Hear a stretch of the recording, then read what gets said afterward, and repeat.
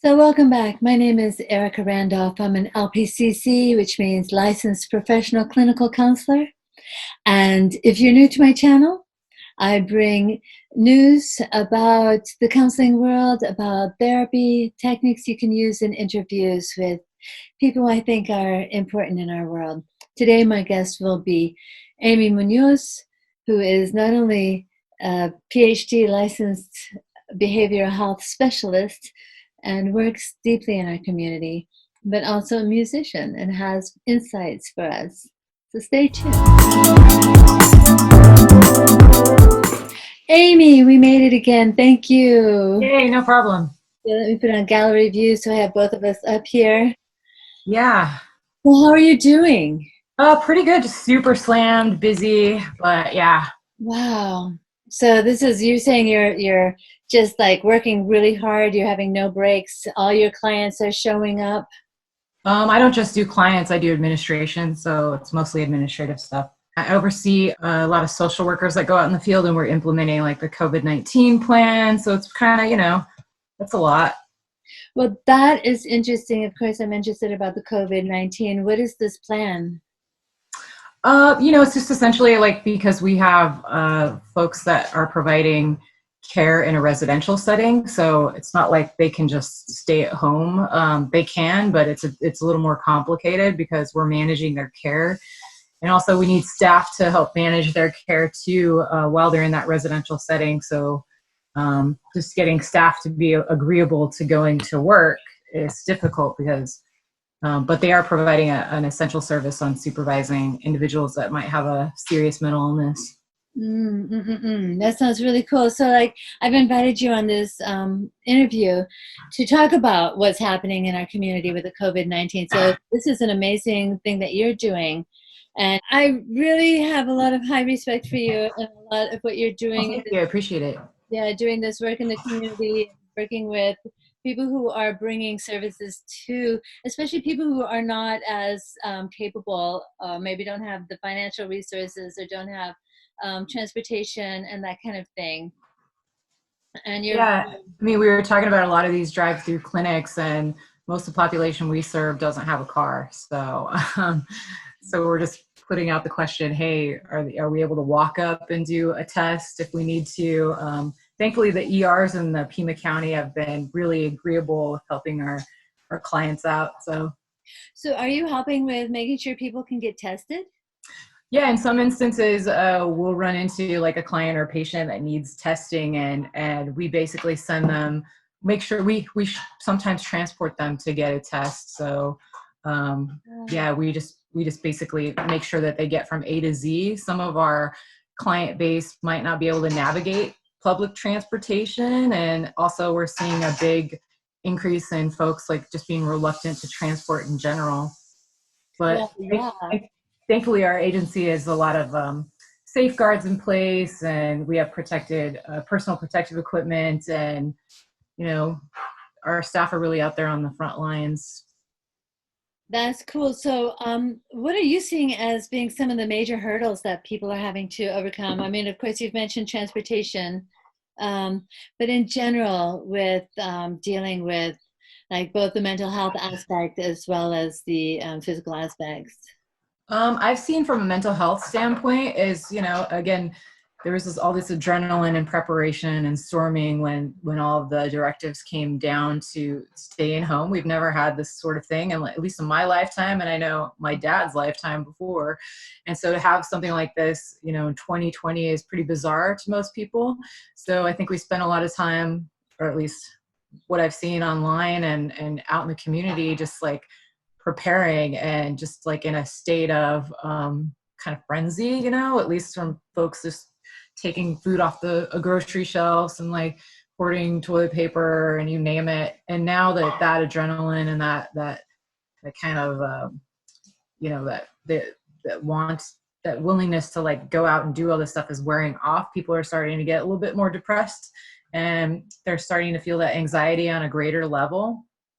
And I think that's what we're seeing now. I know in my specialized world, I've seen, just folks not having an understanding of what it means to stay in home, and our folks might have a diagnosis of schizoaffective disorder, schizophrenia, or, kind of higher level psychosis. And in those instances, it really calls for staff to help guide them and manage that. Like something as easy as keeping a mask on for somebody that's experiencing auditory or visual hallucinations is a huge feat.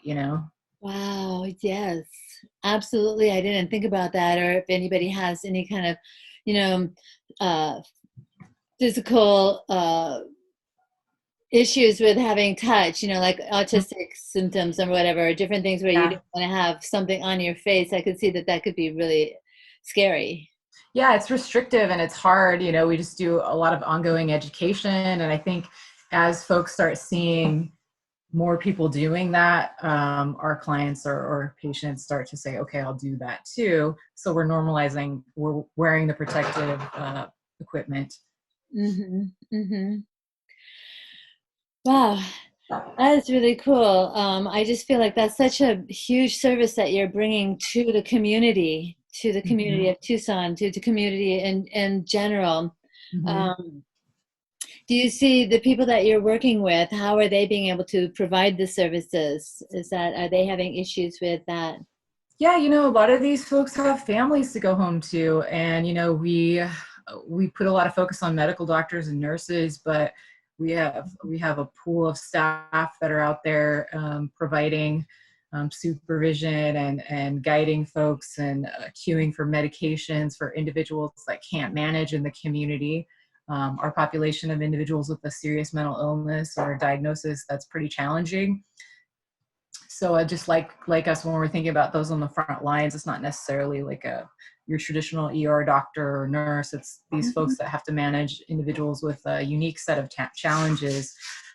We have had some folks voice reluctance to engage in that person-to-person contact, and we don't blame them. And what we try to do at our company and just in the community is try to shuffle them, like, okay, so maybe you can't do this, maybe you can answer a crisis line, or maybe you can do this from home. So I think just the ability to be nimble has been helpful, at least for my agency and agencies in general.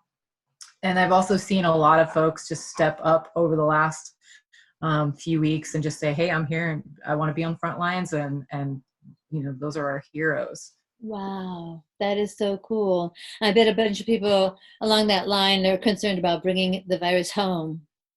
Yeah, I mean, a lot of folks take care of their parents, or, they have little ones at home, or they have a co-occurring medical condition that they're struggling with. And, personally, I've talked to staff that are in those at-risk categories, and they've said, no, this is what I want to do. I'm just going to take precautions. And I know it's a risk, but I'm willing to do that. It's what I signed up for this for.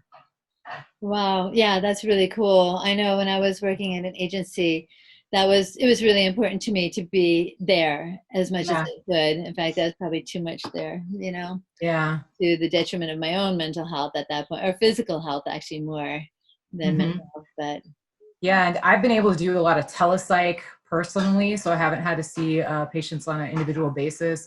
I do oversee a lot of programs. That's the administrative component I was talking about, and so I try to be on the front line. I don't consort with the patients right now because it's just not good for me to expose myself to those individuals. But I go there and I visit staff. We talk about challenges, and everybody's masked up. Our patients all have masks, so we're just all taking precautions. so you're taking precautions yourself then in the your actual work, putting masks on and all that kind of thing.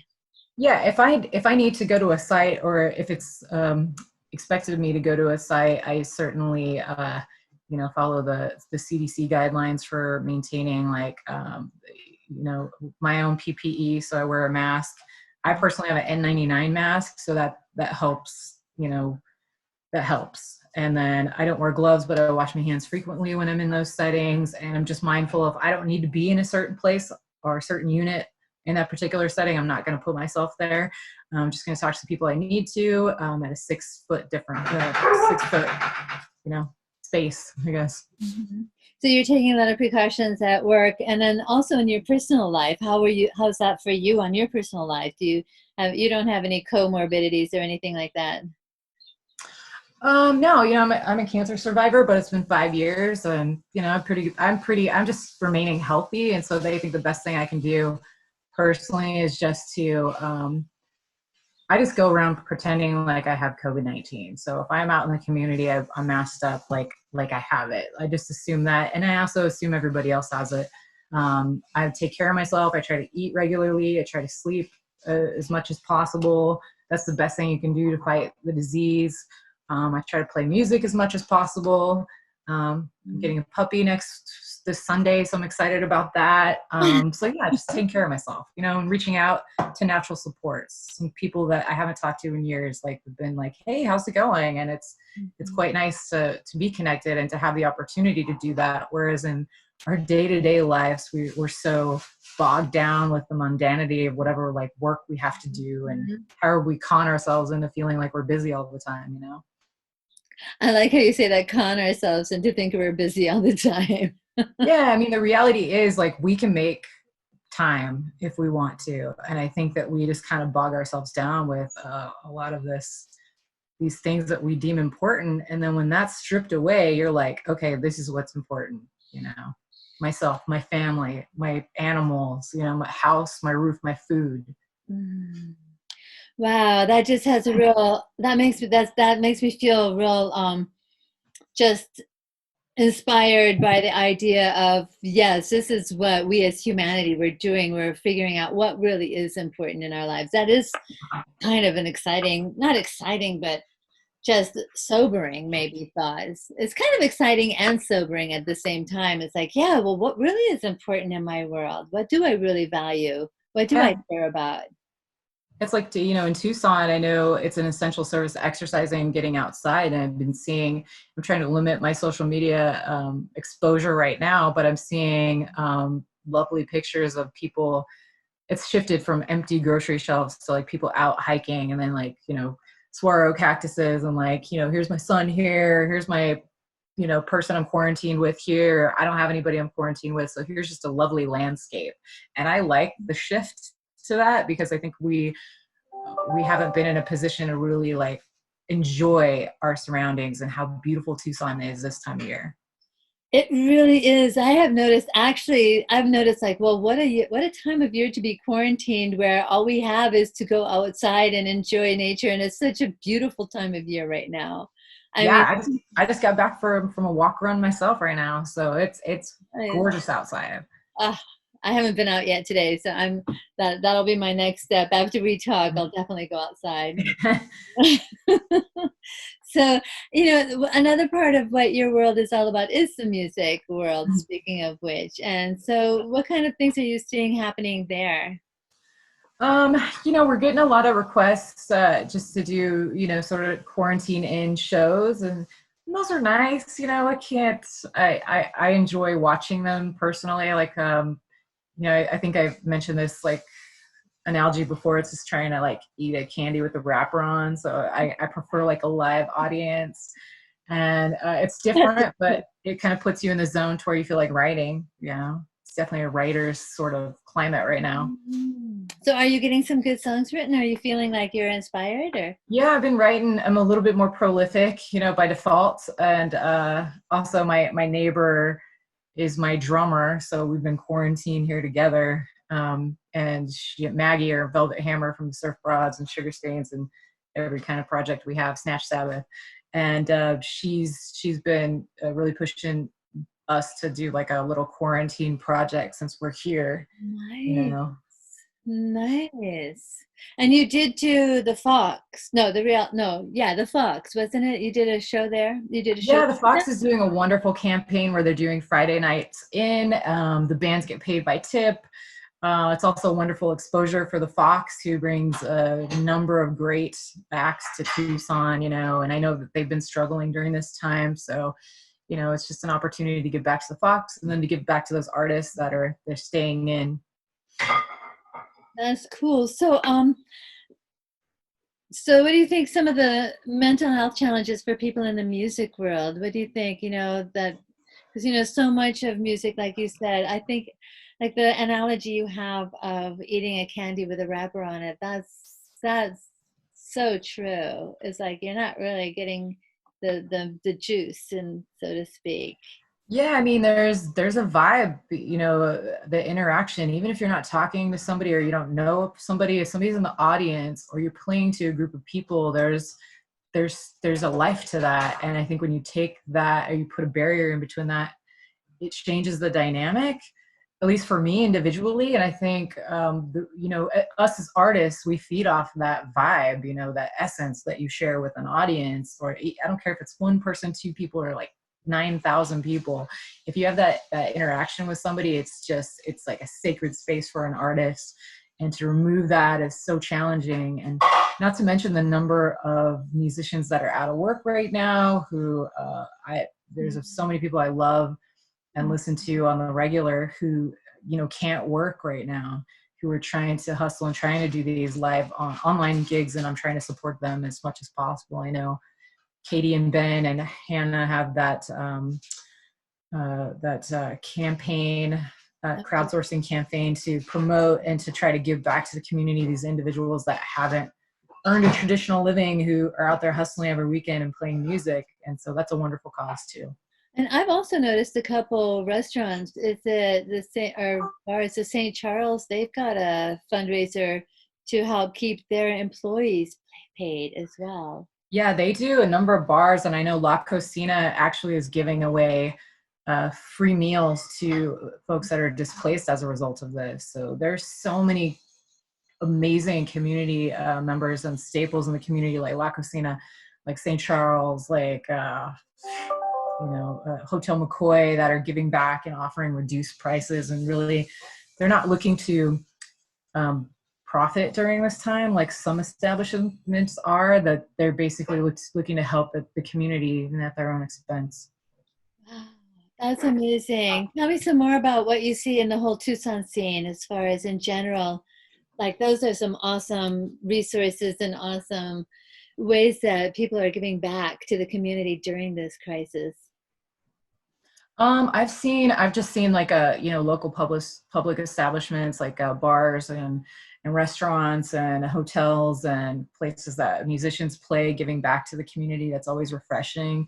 I've seen people online a lot just speaking their mind about their challenge with this whole paradigm shift, and Mhm. and that's been relieving to see. I've seen a lot of folks reaching out and extending support to their neighbors. Tucson is a very cohesive sort of environment, and that's why I moved here, and that's what I love about it. And I've seen a lot more of that sort of kinship around, which is refreshing. Yeah, you've mentioned in the past, I've heard you talk about how much you love the community here in Tucson and how Tucson seems to really support its own. Yeah, they have. I mean, I've seen a number of folks like put on their social media that, hey, if you need food or if you need anything, reach out to me, and that's sort of the staple. So I feel that as a community, we're going to be okay because we're really supporting each other. Wow, that is so so cool. So, what do you think some of the most important things? Well, let's talk mental health. Like, what are some of the most important things mental health wise that you think people can be doing to help safeguard themselves? Yeah, so I mean, I mentioned social media breaks, in the beginning is certainly very stressful to see folks like posting more often than not, like empty shelves in the grocery store. So it's important to take breaks from time to time as we all move from to working at home. The line between work and home is blurred. And so I've heard more often than not folks indicating that they've been working more working from home, even though it would seem different. So just making sure that you take a break, and also taking a break from the news, because all you're hearing is pandemic, COVID-19, Corona, this person died every day. And that repeated message can be really upsetting. So taking a break. And then, as I mentioned before, taking care of your body, stretching, meditation, eating well, exercising regularly is going to be just the best intervention, especially if you're feeling like that depression right now. Participating in those activities that you love and enjoy. Also, again, I mentioned reaching out to others. So humans by nature, even though sometimes we might call each other introverts, and some people are making jokes that this is kind of the best thing ever. we're social creatures. So we're now confined to limiting contact with loved ones, and that can lead to feelings of isolation and oftentimes despair. So making sure that you are maintaining contact with whomever is important to you is going to be helpful. Challenging irrational thoughts too, like catastrophizing the situation, is not going to be helpful. So just being fact-based, just by saying like, hey, there's a risk I can catch the virus, but if I take the recommended precautions, it's going to decrease my risk. I might be okay, if I just follow these guidelines. So again, just irrational thoughts by thinking like, I'm going to get it, I'm going to die, everything's going to be just disastrous, is going to just continue to foster anxiety. And rational thoughts on just saying like, hey, this is how it is, this is how I can prevent it, is going to help you approach the situation more calmly. The other thing is just like, fun, like whatever that means to you. For me, it's like riding my bike or spending time in my house or getting out or just contacting friends and sending jokes. Like humor is helpful. Those fun and meaningful experiences, however you deem that, whatever that is for you, laughter in its own self, like is going to reduce the stress hormone cortisol. It's going to raise those like feel good hormones like serotonin, dopamine, oxytocins, and just engaging in those specific experiences that make you feel good is going to be imperative right now. And then there's also like the traditional like therapeutic thought stop techniques, where if you find yourself like going down that negative spiral or falling down that rabbit hole that's awful, and that could be triggered by the news or whatever you're feeding yourself every day in terms of media, just pausing and practicing those techniques. I love it. I love it. I love all those different things. So being connected, doing thought stopping, not catastrophizing, and on the other side of not catastrophizing. That's a hard word to say. Yeah, it is. As trying to find the realistic thing. What is the most realistic thought process? Stopping your thoughts. I think I already said connecting, but also the finding humor, the finding doing things that you enjoy. But I think, personally, I'm like, I really believe the connection. I really appreciate how you brought out the importance of connecting with the people that are important in our lives, because we are social people. Me too. My family's in California, and so I've just had them on a group chat, and we send each other jokes, and we're able to engage each other, and it's nice. And right now, it's increased since this has happened, by default, because we're all in a space where we can communicate more. But it's been good having that anchor, to my own world, to be able to reach out to my partner too in California, and so many supports I have, or my neighbor who's quarantined with me. California. Your partner's in California? Oh, I'm sorry. Okay. That's so far away. I know, we make it work. Like we were seeing each other every weekend until this damn pandemic. Right, exactly. It's like some of your social media posts are some of the funnest ones to see. Yeah, thank you. But we never miss a beat. We're communicating constantly, and I think that's key in any relationship. Absolutely. Yeah. It always makes me smile. I appreciate that. Most people want to vomit, but Oh, really? No vomiting. I always look forward to it when I see, oh, Amy has posted. Oh, let me see what they've said. I appreciate that. Thank you. It brings a smile to my world, that's for sure. Thank you. So, wow, we've really covered a lot of things, and I just really appreciate you bringing your expertise and your experience, as well as your professional experience, both in the mental health world as well as in the music world, and then your community activism. Should we call it community activism, or your participation in the community? Sure, yeah. I mean, it's just part of being like a Tucson resident, and that's again one of the things I love about this place is like nobody is an outlier and nobody's an activist. That's just how we are by nature. It's few and far between where I meet somebody that's not promoting some sort of local cause in some way. And again, that's why I love this community. Wow, and it makes me love it even more. I'm a pretty newbie here, but just being able to be part of the radio station and all the different things, and and the excuse to meet people has been really good. I really appreciate it. And I appreciate meeting you, particularly Amy. I feel like you have so much that you bring to our community. Oh, thank you. Thank you. And I appreciate what you do for local radio and just, pushing these good causes out there and bringing awareness. Awesome. And so let's see if there's, I know I just feel like we've gone so quickly through my questions. Yeah, we're pretty efficient. I know we've been very efficient. So if there is something that that you would want to like really say as final word to Tucson, how about what would you like to say to Tucson? Well, I know, well, this is like more generalized thing, but I know our homeless shelters have been struggling lately and they've actually capped some of their admissions. They're prepping for purchasing hotels and working with, hotels that are vacant, apartment complexes that are vacant, on moving away from a congregate shelter, sort of like a crowded sort of shelter environment, to individual rooms for folks that are homeless during this time. I know that that's coming down the pike like pretty soon, and that they're also focusing on purchasing, and there's actually a contract in place currently. They're trying to finalize an apartment or hotel that will be COVID-19 focused. So individuals that have been that are homeless, that have this diagnosis, that need help, are no longer just going to be pushed out with no resources.